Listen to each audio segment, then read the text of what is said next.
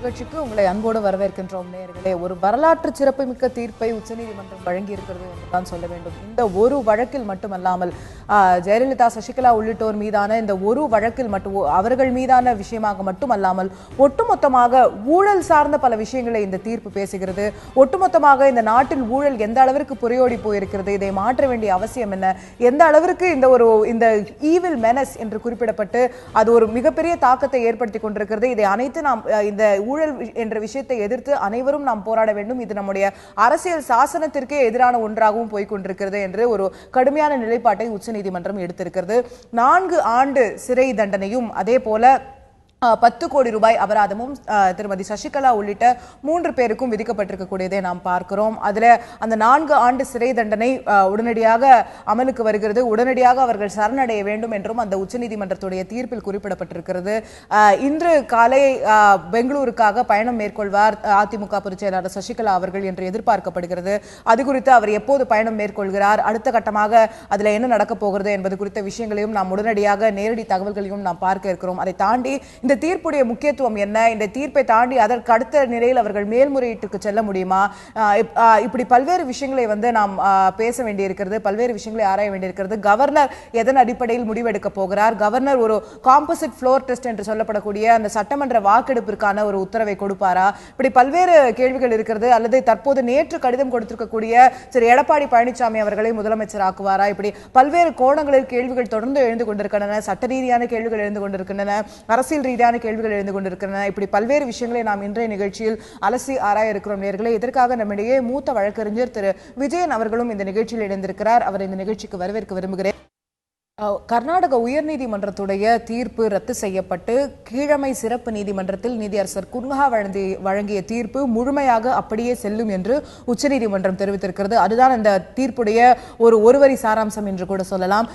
இந்த ஒரு வழக்கில் இந்த வழக்கு சார்ந்து முன்னரே குறிப்பிட்டது போல இந்த திருமதி செல்வி ஜெயலலிதா அவர்கள், திருமதி சசிகலா அவர்கள் என்று இந்த 4 பேருடைய வழக்கு சம்பந்தப்பட்ட அவர்களுடைய சொத்து சம்பந்தப்பட்ட விஷயங்கள் மட்டுமல்லாமல் கிட்டத்தட்ட 6 பக்கங்களுக்கு நீதியரசர் அமிதாவ் ராய் ஊழல் என்ற ஒரு விஷயத்தை பற்றி மட்டுமே கையாண்டு பல தகவல்களை இந்த தீர்ப்புடைய கடைசி பகுதியில் கொடுக்கிறார். இந்த சமூகம் சார்ந்த சில மக்களுக்கானவும் அதே போல ஆட்சியாளர்களுக்கானவும் பல விஷயங்களை அதுல ஒரு கருத்துக்களாக தன்னுடைய நீதிமன்றத்துடைய நீதியரசருடைய கருத்துக்களாக முன்வைக்கிறார். அந்த கிட்டத்தட்ட 6 பக்கங்களுக்கு இந்த வழக்கு சார்ந்த விஷயங்கள் அல்லாமல் ஊழல் பற்றி மட்டுமே தீர்க்கமாக இந்த தீர்ப்பில் பேசப்பட்டிருக்கிறது.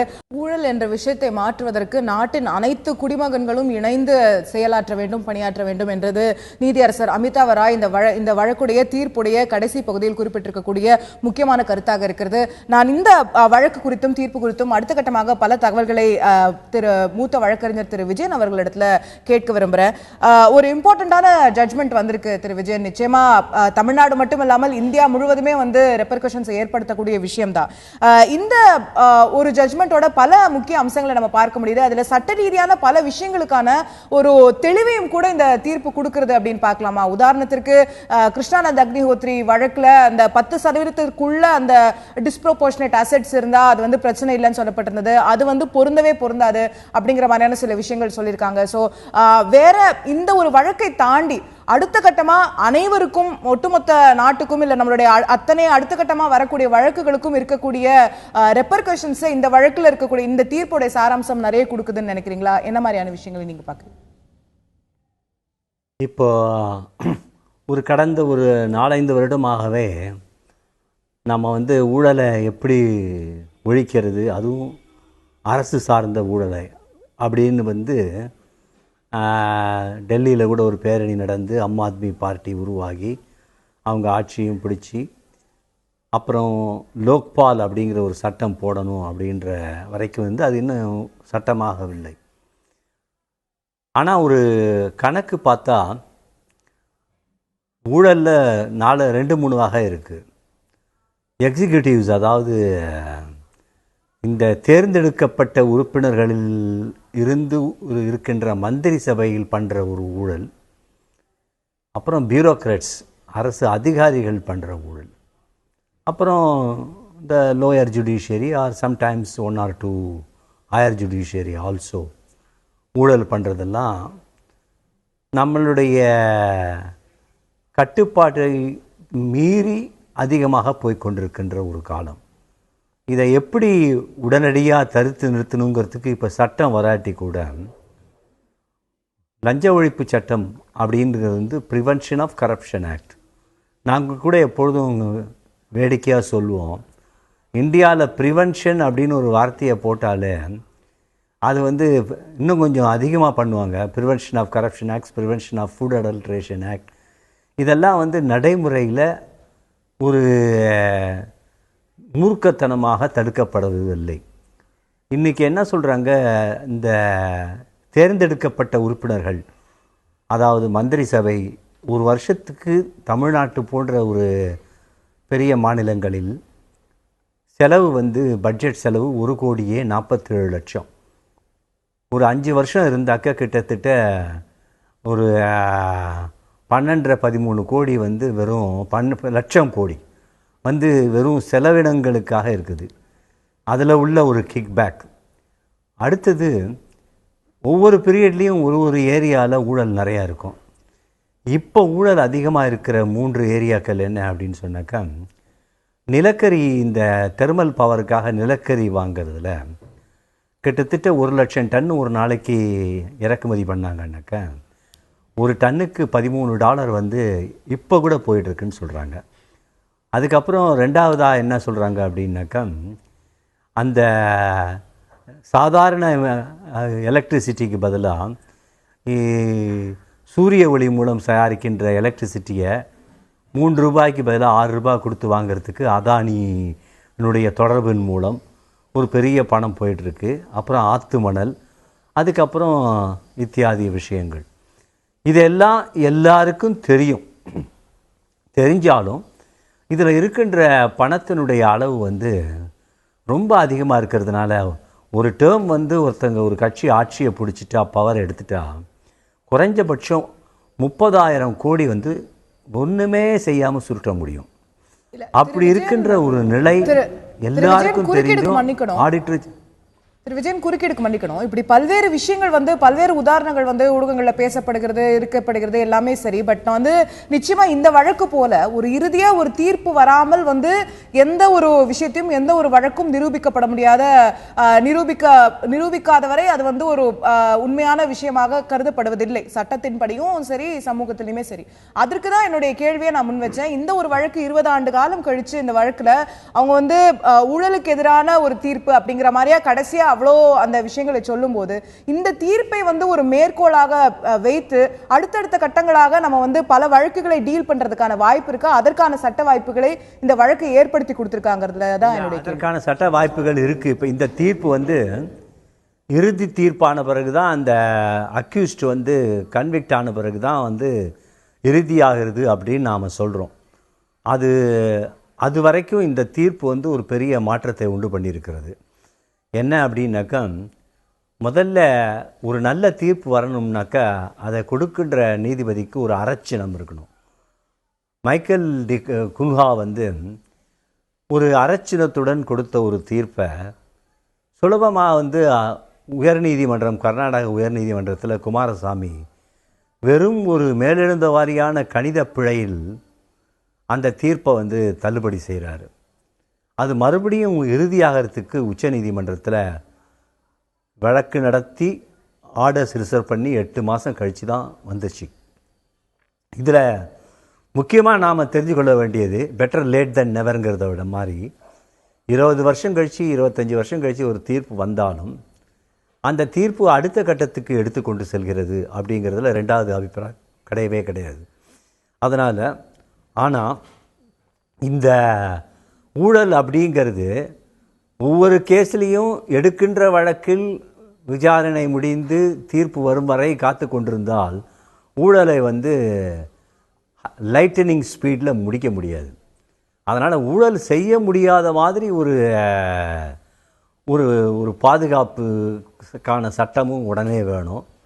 அரசியல் லெவலில் இருக்கிறவங்களுக்கு இந்த வழக்குகள் அப்படி ஒன்று பதிவு செய்யப்பட்டால் வேகமாக முடியறதுக்கு குறைந்தபட்சம் ஒரு ஊழல் வழக்கு எடுத்துக்கிட்டாக்க அசட்ஸ் டிஸ்ப்ரப்போர்ஷனேட் கேஸில் 6 மாதத்துலேருந்து 1 வருஷத்துக்குள்ளே இறுதி தீர்ப்பு வர முடியலன்னா கேஸை இழுத்தடிச்சே மக்கள் மனசை விட்டு எல்லாம் போன பிறகு மக்கள் ஒரு மாதிரி தொய்ந்த பிறகு வருதுங்கிறது கொஞ்சம் அவ்வளோ நல்ல போக்கல்ல. அதனால் என்னை பொறுத்தவரை இந்த தீர்ப்பை ஒரு நல்ல உதாரணமாக ஏன் எடுத்துக்கொள்ள முடியும் என்றால், சரியாக தீர்ப்பு கொடுத்த ஒரு லோயர் கோர்ட் குன்ஹா அவர்களை பாராட்டி, தவறாக தீர்ப்பு கொடுத்த குமாரசாமியை நிந்தித்து, மறுபடியும் கீழ்கோர்ட்டு கீழமை நீதிமன்றத்தினுடைய தீர்ப்பு சரி என்று உச்சநீதிமன்றம் கூறியதற்கு காரணம், கீழமை நீதிமன்றத்தினுடைய தீர்ப்பு எவிடன்ஸ் அடிப்படையில், விசாரணை அடிப்படையில், டாக்குமெண்ட் அடிப்படையில் சரியாக கொடுக்கப்பட்டதனால் அது மீண்டும் பெற்றுக்கொண்டிருக்கிறது. அதனால் என்னை பொறுத்தவரை இது போன்ற தீர்ப்புகள் கண்டிப்பாக ஒரு டெட்டரன்ஸை கிரியேட் பண்ணுறதுக்கு அளவுக்கு முக்கியம். ஆனால் ஆட்சியில் இருக்கிறவங்களுடைய ஆட்டிடியூட் எப்படி இருக்கும்னாக்கா, கேஸுன்னு வந்தால் என்ன, அப்படியே நம்ம இருக்கிற 5 வருஷத்துக்குள்ளே இழுத்து வாய்தா போட்டு அதை கெட் ஓவர் பண்ணலான்னு. அதனால் ஊழல் வழக்குகளை முதல் ஃபாஸ்ட் ட்ராக்கில் பண்ணி அதை வேகமாக பண்ணுறதுக்கான ஒரு நீதிமன்ற அமைப்பு கண்டிப்பாக அவசியம். அப்படிங்க நேற்று ஒரு முக்கியமான தீர்ப்பை உச்சநீதிமன்றம் அளித்திருந்தது. சசிகலா உள்ளிட்ட மூவரும் 4 ஆண்டு சிறை தண்டனையும் 10 கோடி அபராதமும் விதித்து கீழமை விசாரணை நீதிமன்றத்தில் நீதியரசர் குன்ஹா அளித்திருந்த தீர்ப்பை மீண்டும் உறுதி செய்திருந்தது. இதன் மூலம் அடுத்த கட்டமாக 4 ஆண்டுகள் சிறை தண்டனை அனுபவித்த பிறகு 6 ஆண்டுகள் தேர்தலில் போட்டியிட முடியாத சூழ்நிலை இந்த 3 பேருக்கும் ஏற்பட்டுள்ளது. அதனால் கிட்டத்தட்ட 10 ஆண்டுகள் தேர்தலில் போட்டியிட முடியாத சூழ்நிலை திருமதி சசிகலா அவர்களுக்கு ஏற்பட்டுள்ளது. உடனடியாக கீழமை நீதிமன்றத்தில் கர்நாடகாவில் இருக்கக்கூடிய ட்ரையல் கோர்ட்ல சரணடைய வேண்டும் என்பதும் இந்த உச்சநீதிமன்றம் கொடுத்திருந்த ஆணையாக இருந்தது. அதற்காக சரணடைவதற்காக பெங்களூருக்கு கர்நாடகாவிற்கு எப்போது செல்கிறார் அதிமுக பொதுச் செயலாளர் சசிகலா என்பது அனைவரும் எழுப்பிக் கொண்டிருக்கக்கூடிய கேள்வி. அதற்கும் நாம் விடை காண முயற்சிப்போம். போயஸ் தோட்டத்திலிருந்து நம்முடைய செய்தியாளர் ராஜா நம்முடன் இணைந்திருக்கிறார். அவரிடம் இந்த கேள்விகளை முன்வைக்கலாம். வணக்கம் ராஜா, இங்க போயஸ் தோட்டத்தில் உங்களுக்கு என்ன மாதிரியான தகவல்கள் கிடைக்குது? அங்கிருந்து எப்போ, நேற்று இரவு சமயத்துல கூவத்தூர்ல இருந்த அந்த விடுதியிலிருந்து போயஸ் தோட்டத்திற்கு வந்தார் அதிமுக பொதுச் செயலாளர். தற்போது கீழமை நீதிமன்றத்தில் சரணடைவதற்காக அவர் எப்போது புறப்பட்டு செல்ல இருக்கிறார்? அது பற்றிய தகவல்கள் ஏதாவது இருக்கா? அசோகா, அவர் இன்று காலை 10 மணி அளவில், அதாவது 10 மணிக்கு மேல் அவர் இங்கிருந்து புறப்படலாம் என தெரிகிறது. இருப்பினும் அது உறுதியான தகவலாக இல்லை. இரவே அவர் செல்வதற்கான வாய்ப்பு இருப்பதாக பார்க்கப்பட்டது. இருப்பினும் அவர் இதுவரை எந்த ஒரு உறுதியான தகவலும் போயஸ் கார்டனிலிருந்து கிடைக்கப்பெறவில்லை. நேற்று இரவு 11 மணி அளவில் இங்கு போயஸ் கார்டனுக்கு வந்திருந்தனர். எம்எல்ஏக்கள் தங்கியிருந்த கூவத்தூர் விடுதியிலிருந்து அவர் வந்திருந்தார். அப்பொழுது தொண்டர்களிடமும் உரையாற்றிய பின்பு வீட்டிற்கு சென்றார். அப்பொழுது அவர்களது உறவினர்களும் கூட உடன் இருந்தனர். அவர்களில் பலர் நேற்று இரவே இங்கிருந்து சென்று விட்டார்கள். தற்பொழுது இளவரசியும் சசிகலாவும் உள்ளே இருப்பதாக தெரிகிறது. இவர்கள் இன்று புறப்படலாம் என எதிர்பார்க்கப்படுகிறது. சாலை மார்க்கமாக கூட செல்லலாம் எனவும் எதிர்பார்க்கப்படுகின்றது. ஆனால் இது எதுவுமே இன்னும் உறுதிப்படுத்தப்படாமலேயே இருக்கின்றன. முன்னதாக இன்று காலை பெங்களூருவுக்கு மக்களவை துணை சபாநாயகர் தம்பிதுரை சென்றிருக்கிறார். அவர் நீதிமன்றத்தில் நாடலாம் எனவும் ஒரு தகவல் இருக்கின்றன. அதாவது உடல்நிலையை கருத்தில் கொண்டு ஆஜராவதற்கு நேரம் கேட்கலாம் எனவும் ஒரு தகவல்கள் இருக்கின்றன. இருப்பினும் சசிகலா அவர்கள் இன்று செல்வார் என்று அதிகபட்ச வாய்ப்பு இருப்பதாகவே பார்க்கப்படுகின்றது. ஆனால் நேரம் மட்டும் இன்னும் முடிவாகவில்லை. அசோகன், ரைட், இதுல காவல்துறை தரப்புல ஏதாவது சொல்லப்படுகிறதா ராஜா? இந்த மாதிரியான ஒரு ஏற்கனவே அவர்கள் குற்றவாளி என்று நீதிமன்றத்தால் அறிவிக்கப்பட்ட பிறகு தற்போது அவர்கள் தானாகவே சென்று சரணடைவது போன்ற சூழ்நிலை இருக்குமா? இல்ல காவல்துறையோட பாதுகாப்புல கட்டுப்பாட்டுல அவங்க அழைத்து செல்லப்படுவார்களா? அந்த மாதிரியான தகவல்கள் ஏதேனும் காவல்துறை தரப்புல இருந்து நமக்கு கிடைக்குதா? தற்பொழுதைக்கு சசிகலா அவர்களுக்கு உச்சநீதிமன்றம் அந்த வழங்கிய தீர்ப்பு நகலானது கிடைத்து விட்டதா என்பதில் கூட இன்னும் உறுதியான தகவல் இல்லை. போயஸ் கார்டனை பொறுத்தவரை எப்பொழுதும் வழக்கமாக இருக்கக்கூடிய ஆட்கள் யாரையும் நம்மால் பார்க்க முடியவில்லை. அதே போன்று அவரும் தனிமையில் இருப்பது போன்ற ஒரு உணர்வையை இங்கு இருக்க போயஸ் கார்டனை நாம் பார்க்கும் பொழுது ஏற்படுத்துகின்றது. உள்ளே இருக்கக்கூடிய வழக்கமாக இருக்கக்கூடிய ஆட்கள் யாரும் இல்லை. நள்ளிரவிலும் உறவினர்கள் இங்கிருந்து கிளம்பிவிட்டனர். எனவே நேற்று வரை நமக்கு கிடைத்த தகவல் படி அவருக்கு கிடைத்ததா என்பதில் இன்னும் கூட அந்த உறுதியான தகவல்கள் இல்லை. அதே பொறுத்து அதாவது உடனடியாக என்று உச்சநீதிமன்றம் தெரிவித்திருக்கிறது. எனவே அது 24 மணி நேரத்தில் ஆஜராகலாம். அதே போன்று இங்கிருந்து பயண தூரத்தையும் கூட கணக்கிட்டும் கொள்ளலாம் என்ற தகவல்களை காவல்துறையினர் தரப்பில் அதாவது நாம் விசாரிக்கும் பொழுது இந்த வழக்கில் அவர்கள் குறிப்பிடுகிறார்கள். எனவே இன்று மாலைக்குள் அவர் ஆஜராவதற்கான வாய்ப்பு இருப்பதாக பார்க்கப்படுகிறது. சசிகலா அவர்கள் தற்பொழுது காவல்துறையின் கட்டுப்பாட்டில் எல்லாம் இல்லை.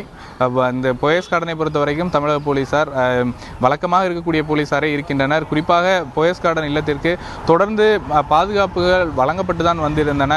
அதாவது குறிப்பிடக்கூடிய பொதுவாக வரக்கூடிய சட்டம் ஒழுங்கு காவல்துறையினருடன் மற்ற பிரிவு காவல்துறையினரும் கூட நேற்று வரை இருந்தனர். அவர்கள் நேற்று மதியத்திற்கு மேல் இங்கிருந்து விலக்கிக் கொள்ளப்பட்டார்கள். தற்பொழுது அந்த சட்டம் ஒழுங்கு காவலர்கள் மற்றும் சுமார் 20க்கும் மேற்பட்டோர் இந்த போயஸ் கார்டன் இல்லம் அதே போன்ற இந்த போயஸ் கார்டன் பகுதியில் இருப்பதை பார்க்க முடிகிறது. அவருக்கு இன்று மாலை வரை நேரம் இருப்பதாகவே குறிப்பிடுகின்றனர். எனவே அதற்கு பிறகு பெங்களூரில் இருக்கக்கூடிய அந்த குடிமையியல் நீதிமன்றத்தில் அவர் ஆஜராக வேண்டும். அங்கு என்ன முடிவு எடுக்கப்படுகின்றது என்பதை பொறுத்தே காவல்துறையினரினுடைய தலையீடு இதில் இருக்குமா என்பது தெரியும். ஆனால் தற்பொழுது வரை அவர் ஆஜராவதற்கு செல்லும் பொழுது அவர் தனியாகவே செல்வார் என்றும் தெரிகிறது. இங்கு இளவரசியும் இவருடனே இருக்கிறார். சுதாகரன் அவரது கோடம்பாக்கம் இல்லத்தில் இருப்பதாக தெரிகிறது. 3 பேரும் இன்றைக்கு செல்வதற்கான அதிக வாய்ப்பு இருக்கிறது. அசோகா, நன்றி ராஜா, உங்களுடைய விரிவான தகவல்களை பதிவு செய்ததற்கு. பெங்களூர் நீதிமன்றத்தில் இது பற்றி என்ன சொல்லப்படுகிறது? பெங்களூர் நீதிமன்றத்திலிருந்து ஏதேனும் சம்மனோ வாரண்டோ வழங்கப்பட்டிருக்கிறதா அவர்களுக்கு என்ற கேள்விகள் தொடர்ந்து இருக்கிறது. பெங்களூரிலிருந்து நம்முடைய செய்தியாளர் பாரதி ராஜா நம்முடைய தொலைபேசி வாயிலாக இணைந்திருக்கிறார். அவரிடம் கேட்கலாம். வணக்கம் பாரதி ராஜா, பெங்களூரில் இருக்கக்கூடிய கீழமை நீதிமன்றத்திற்கு இந்த உச்ச நீதிமன்றத்துடைய ஆர்டர் காப்பி வந்துவிட்டதா? அவர்கள் திருமதி சசிகலா உள்ளிட்ட 3 பேரும் இங்கே சரணடை வேண்டும் அப்படிங்கிறதுக்கான சம்மன் ஏதாவது இஷ்யூ பண்ணிருக்காங்களா? அங்க வேற என்ன மாதிரியான நடவடிக்கைகள் பெங்களூர்ல இருக்கக்கூடிய நீதிமன்றத்திலையும் சிறைச்சாலை பகுதியிலையும் அங்க என்ன நடந்துட்டு இருக்கு? ராஜா, பாரதி ராஜா. மிகவும் எதிர்பார்ப்பு ஏற்பட்ட இந்த வழக்கில் தீர்ப்பு வந்த உடனே தீர்ப்பு உடனடியாக கிடைக்கும், அதாவது சாக்ஸ் மூலமா இந்த நீதிமன்றத்துக்கு கிடைக்கும் என்று எதிர்பார்க்கப்பட்டது. ஆனால் நேற்றைய அலுவலக நேரம் வரை, அதாவது அலுவலக நேரம் என்பது மாலை 5 மணி வரை, அலுவலக நேரம் இருக்கும் வரை எந்த விதமான தீர்ப்பு நகலும் தங்களுக்கு கிடைக்கவில்லை என்பதை அதிகாரப்பூர்வமாக இங்குள்ள நீதிமன்ற பதிவாளர் தெரிவித்திருக்கார். அதனால இதனிடையே என்னன்னா ஒரு நீதிபதியை நியமனம் பண்ணியிருக்காங்க இந்த வழக்கில். அதாவது யார் எந்த நீதிபதி முன்பாக சரணடையணும் அப்படின்றதுக்காக நீதிபதி அஸ்வத் நாராயணன் முன்பு சரணடைய வேண்டும். கோர்ட்டால், அதாவது நீதிமன்ற அறை 48 அப்படின்னு மென்ஷன் பண்ணிருக்காங்க. இது சிறப்பு அமர்வு. இந்த அமர்வு தற்போது பரப்பன அக்ரஹாராக மாற்றப்பட்டது. 48 அறையில எந்த நீதிபதி அமர்வாரோ அந்த அமர்வு அப்படியே பரப்பன அக்ரஹாரா சிறை எதிரே உள்ள பரப்பன அக்ரஹாரா நீதிமன்றத்திற்கு மாற்றப்பட்டுள்ளது என்று குறிப்பிடத்தக்கது.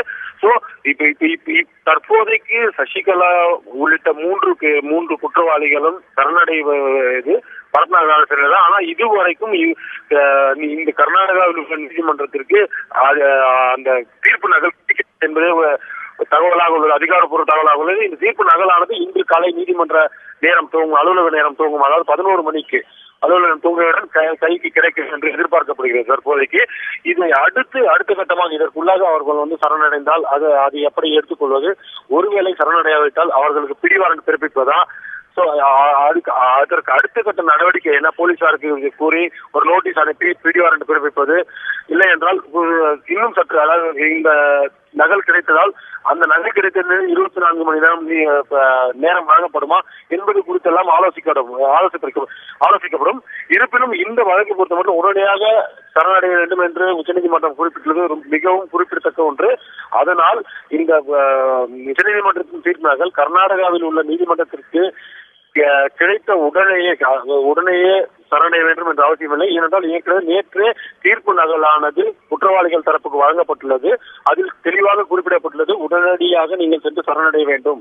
ஏனென்றால் நம்ம இந்த குற்றவாளிகள் 3 பேரும் ஜாமீன் வெளியே உடனடியாக அவர் சரணடையணும் சொல்லியிருக்காங்க. அதனால அவர்களே தானாக முன் சரணடைய வேண்டும். அதற்காகத்தான் நேற்று தீர்ப்பு நகல் வரவில்லை என்றாலும் நேற்று இங்குள்ள நீதிமன்றம் ஒரு நீதிபதியை நியமித்தது, சிறப்பு அமர்வை நியமித்தது என்பது குறிப்பிடத்தக்கது. அசோகா, ரைட். ஸோ தற்போது ஒரு சிறப்பு அமர்வை அவர்கள் நியமித்திருக்கிறார்கள். தானாகவே முன்வந்து சரணடைவார்கள் என்று எதிர்பார்க்கிறார்கள். அப்படி சரணடைவில்லை என்றால் அடுத்த கட்ட நடவடிக்கை என்ன என்பது குறித்து அங்கே சட்ட ஆலோசனைகள் நடத்தப்பட்டு அடுத்த கட்ட நடவடிக்கை எடுக்கப்படும் என்று பார்க்கப்படுகிறது. நான் இதைத்தான் திரு விஜயன் அவர்களிடத்திலையும் கேட்க விரும்புகிறேன். திரு விஜயன், அந்த நீதிமன்ற தீர்ப்புடைய கடைசி பேராகிராஃப்ல பார்த்தோம்னா சரண்டர் ஃபோர்த்வித் அப்படின்னு இருக்கு, உடனடியா சரணடையணும் அப்படின்னு இருக்கு.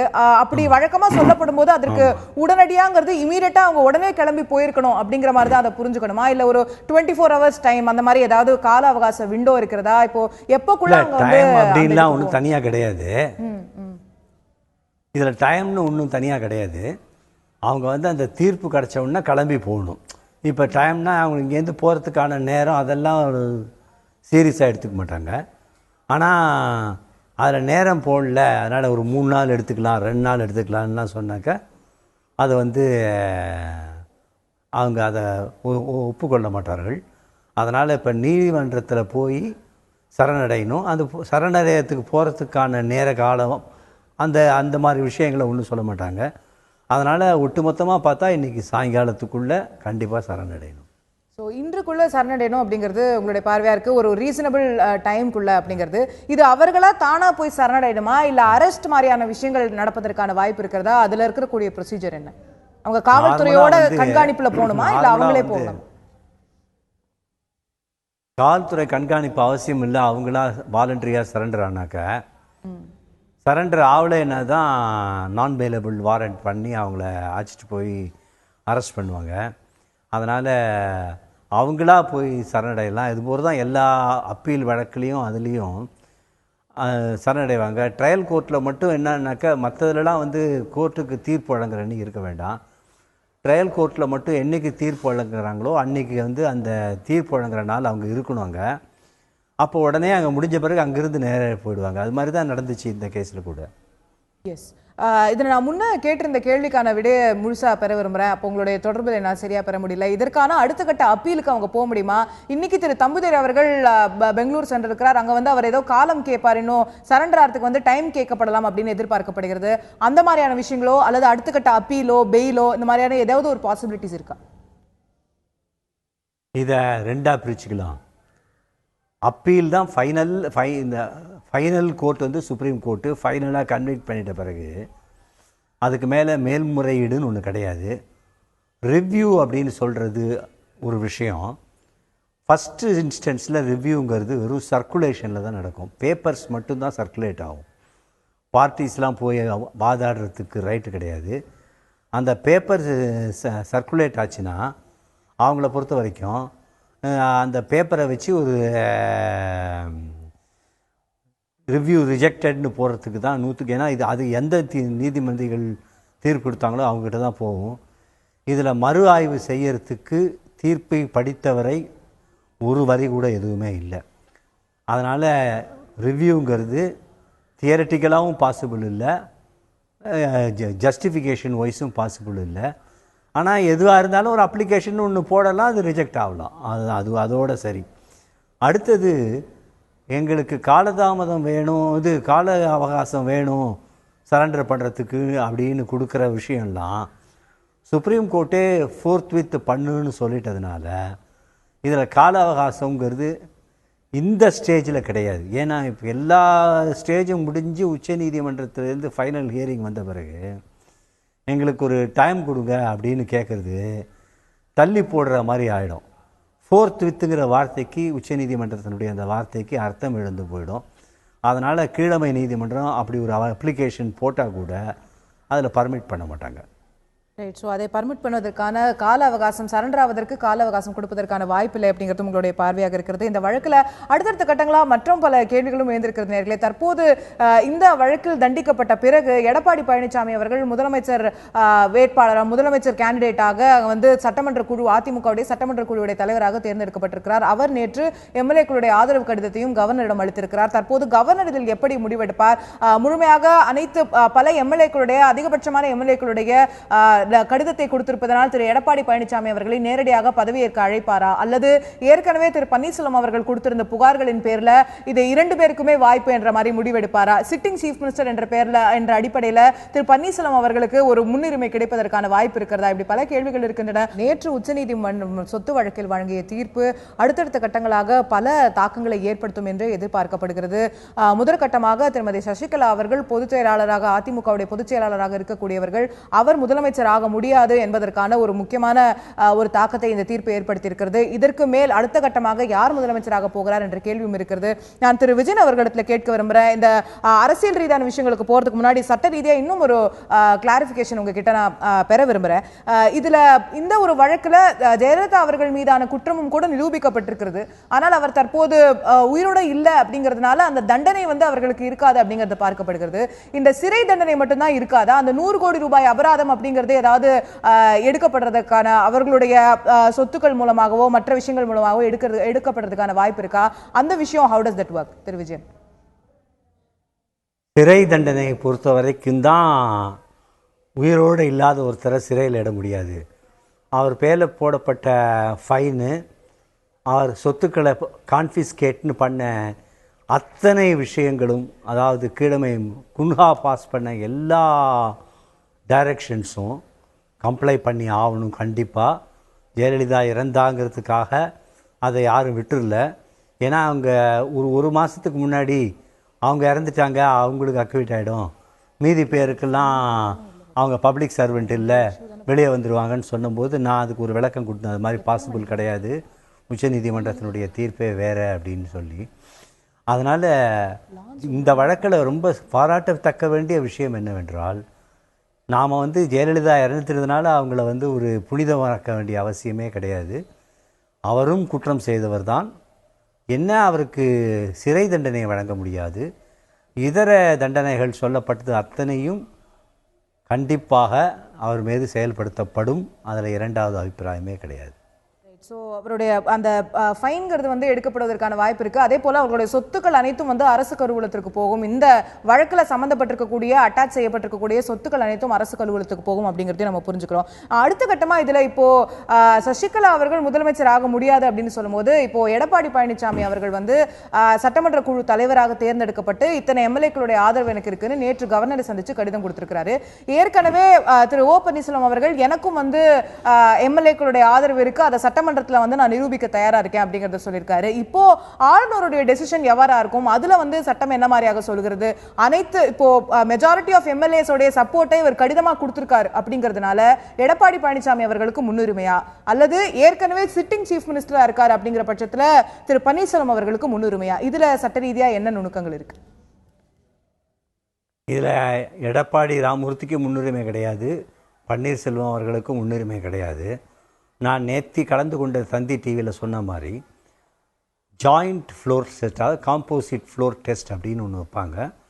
அதில் சீக்ரெட் ஓட்டிங்கில் யாரை நீங்கள் தலைவராக தேர்ந்தெடுக்கிறீங்க, முதல்வராக தேர்ந்தெடுக்கிறீங்கன்னு சொல்லி இந்த 2 பேர் கண்டெஸ்ட் பண்ணுறவங்கள பண்ணி சீக்ரெட் பேலட் நடத்தினா, சீக்ரெட் பேலட்டில் யாருக்கு 117 ஓட்டுக்கு மேலே கிடைக்குதோ அவங்கள செலக்ட் பண்ணுவாங்க. இதில் கண்டிப்பாக ஒருத்தருக்கு தான் கிடைக்கும்.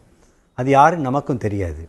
ஆனால் ஏன் தனிப்பட்ட முறையில் அவர்கிட்ட கடிதத்தை வச்சு மட்டும் பண்ண மாட்டாங்க அப்படின்னாக்கா, எனக்கு அது தெரியாது, இதனுடைய தகவல்கள் என்கிட்ட இல்லை.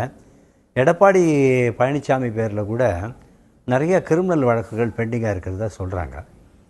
அதனால் அப்படி ஒரு டெயின்டட் ஆஸ்பெக்ட் உள்ளவங்களுடைய லெட்டர்ஸை மட்டும் அவர் எடுத்துக்க வேண்டிய அவசியம் இல்லை.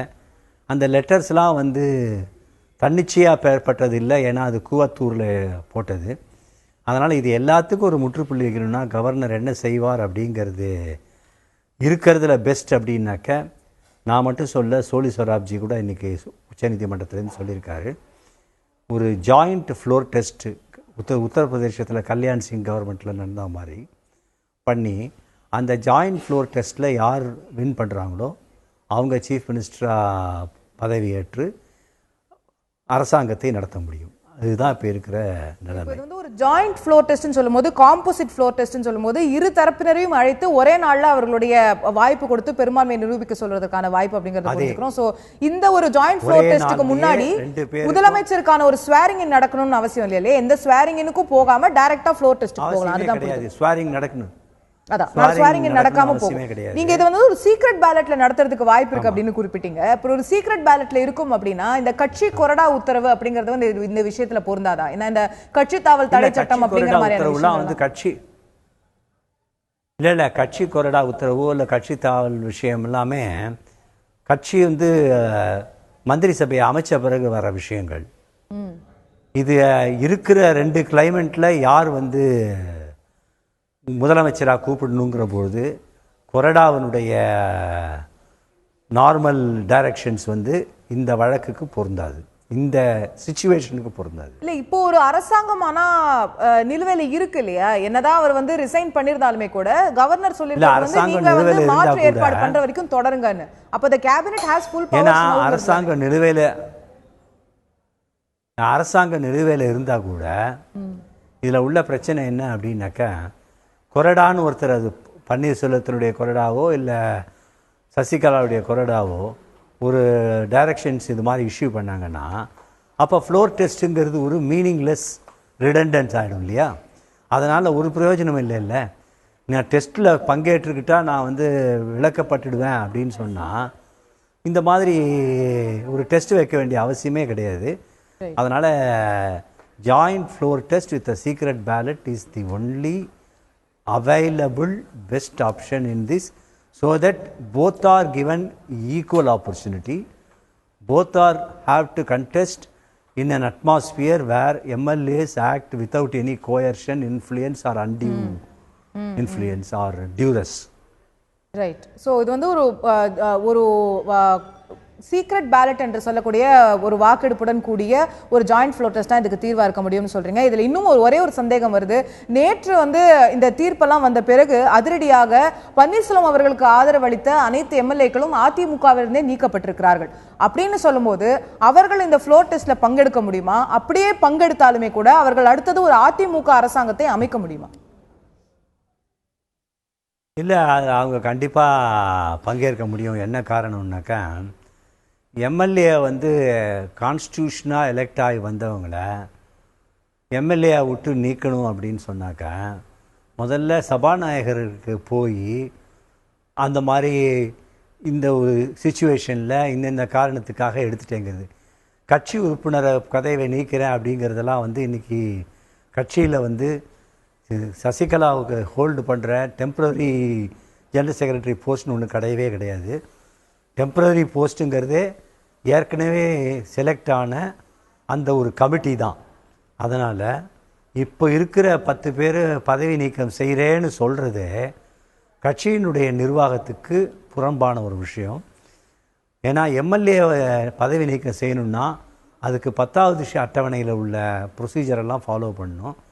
அது எதுவுமே ஃபாலோ பண்ணாதனால அதை வந்து அவங்க இக்னோர் பண்ணிடலாம். அதை பற்றி வருத்தப்பட தேவையில்லை.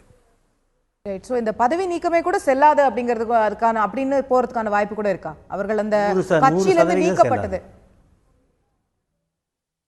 கட்சியிலிருந்து நீக்கப்பட்டது அப்படிங்கிறது பார்ட்டியினுடைய இன்னர் பைலாஸ் படி செல்லாது. அந்த எம்எல்ஏவிலேருந்து நீக்கப்பட்டது அப்படிங்கிறது ஒரு எம்எல்ஏவை வந்து நீங்கள் நீக்க முடியாது. அவங்க நீக்கிட்டேன்னு சொன்னா கூட ஒரு எம்எல்ஏங்கிற வந்து அவுட் சைட் சப்போர்ட் கூட தானே உண்டு.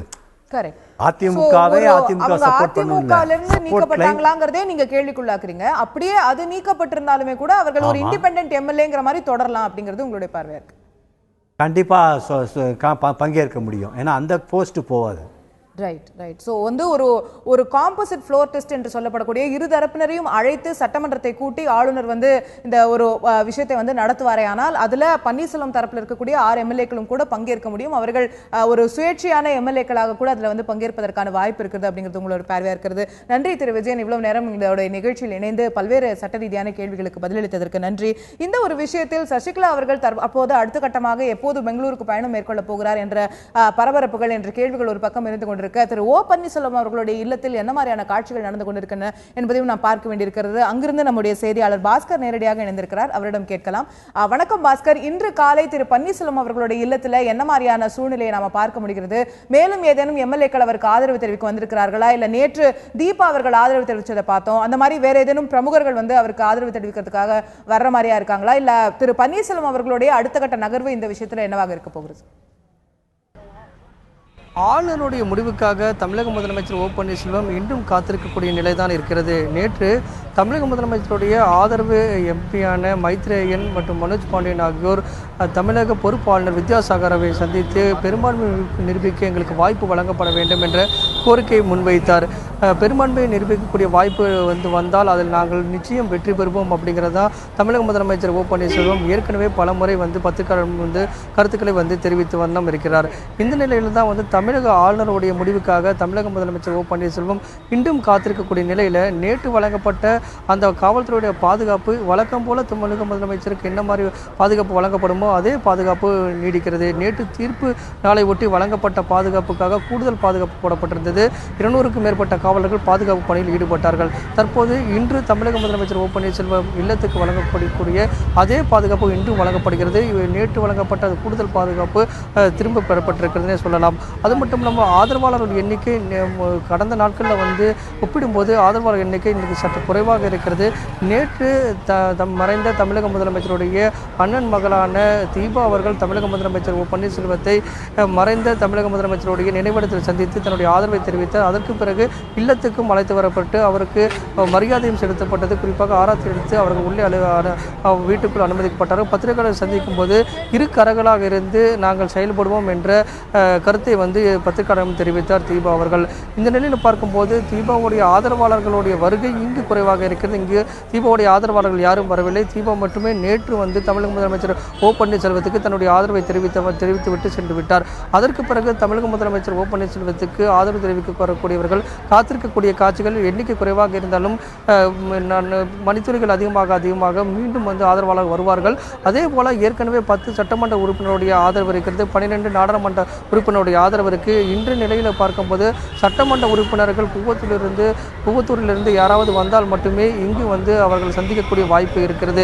நேற்று பள்ளிக்கல்வித்துறை அமைச்சர் மஃபா பாண்டியராஜன் அதே போல மேட்டூர் சட்டமன்ற உறுப்பினர் செம்மலை ஆகியோர் அங்கிருந்து எங்களை தொலைபேசியில் பலர் அழைத்து செல்லுமாறு வேண்டுகோள் விடுக்கிறனர். இதன் காரணமாக நாங்கள் அங்கு சென்று அவர்கள் அழைத்து வருவதற்காக நாங்கள் புறப்படுகிறோம் என்று பத்திரிகையாளர் கருத்துக்களை தெரிவித்துவிட்டு சென்றார்கள். ஆனால் அவர்கள் கோவளத்திலேயே தடுத்து நிறுத்தப்பட்டார்கள். 144 தடை உத்தரவு இருக்கிறது. இதன் காரணமாக நீங்கள் உள்ளே செல்வதற்கு அனுமதி இல்லை என்று காவல்துறை குறியின் காரணமாக திரும்பி வந்தார்கள் தமிழக முதலமைச்சர் ஓ பன்னீர்செல்வம் இல்லத்துக்கு. அதற்கு பிறகு நீண்ட ஆலோசனை நடைபெற்றது. இருந்தபோதும் கூவத்தூரிலிருந்து சட்டமன்ற உறுப்பினர்கள் அதிமுகவுடைய சட்டமன்ற உறுப்பினர்கள் அங்கிருந்து இங்கு வந்தால் மட்டுமே தமிழக முதலமைச்சருக்கு ஆதரவு தெரிவித்தால் மட்டுமே தமிழக முதலமைச்சருடைய இல்லத்துக்கு வரக்கூடிய வாய்ப்புகள் இருக்கிறது. காலை வரை அதற்கான எந்த விதமான சாத்தியக்கூறுகளும் அறிகுறிகளும் இல்லாமல் தோன்றுகிறது. தொலைபேசியில் நாங்கள் தொடர்பிலே இருக்கிறோம் அப்படிங்கிறதா இங்கே இருக்கக்கூடிய தமிழக முதலமைச்சர் ஓ பன்னீர்செல்வத்தினுடைய ஆதரவாளர்களுடைய கருத்தாக இருக்கிறது. என்ன மாதிரி மாற்றங்கள் ஏற்படும் என்று வரக்கூடிய மணித்துறைகளும் தெரிய வரும். நேற்று ஒப்பிடும்போது ஆதரவாளர் எண்ணிக்கை குறைவாக இருந்தாலும் சட்டமன்ற நாடாளுமன்ற உறுப்பினருடைய எதிர்பார்ப்பை காத்து கொண்டிருக்கின்றனர் தமிழக முதலமைச்சர் ஓ பன்னீர்செல்வத்துடைய ஆதரவாளர்கள் இன்றும். நன்றி பாஸ்கர், உங்களுடைய விரிவான தகவல்களுக்கு. திரு பன்னீர்செல்வம் அவர்களுக்கு மேலும் ஆதரவு கிடைக்க போகிறதா இல்லையா என்பதை எதிர்பார்த்து காத்துக் கொண்டிருக்கிறார். அனைவருமே தற்போது பரபரப்பாக 2-3 தினங்களுக்கு முன் பேசப்பட்டது ஆளுநர் உச்சநீதிமன்றத்துடைய தீர்ப்புக்காக காத்துக் கொண்டிருக்கிறார். The ball is in the supreme court என்பது வழக்கமாக பேசப்பட்ட வந்த விஷயமாக இருந்தது. தற்போது உச்சநீதிமன்றம் தன்னுடைய தீர்ப்பை அளித்து விட்டது. அந்த பந்து மீண்டும் ஆளுநருடைய கோர்ட்டுக்கு வந்திருக்கிறதா என்பதை பார்க்க வேண்டியிருக்கிறது. தற்போது அடுத்த கட்டமாக ஆளுநர் என்ன முடிவெடுக்க போகிறார் என்பதும் ஒரு முக்கியத்துவம் பெறுகிறது. அடுத்தடுத்த கட்ட நடவடிக்கைகளை இந்த விஷயத்தில் நாம் தொடர்ந்து உங்களுக்கு வழங்கிக் கொண்டே இருப்போம் நேயர்களே. தற்போது இந்த நிகழ்ச்சியை நிறைவு செய்கிறோம். நிகழ்ச்சியில் இணைந்த அனைத்து செய்தியாளர்களுக்கும் அதே போல விருந்தினர் திரு விஜயன் அவர்களுக்கும் நன்றி. பார்த்த உங்களுக்கும் நன்றி. தொடர்ந்து இணைந்திருங்கள் தந்தி தொலைக்காட்சி.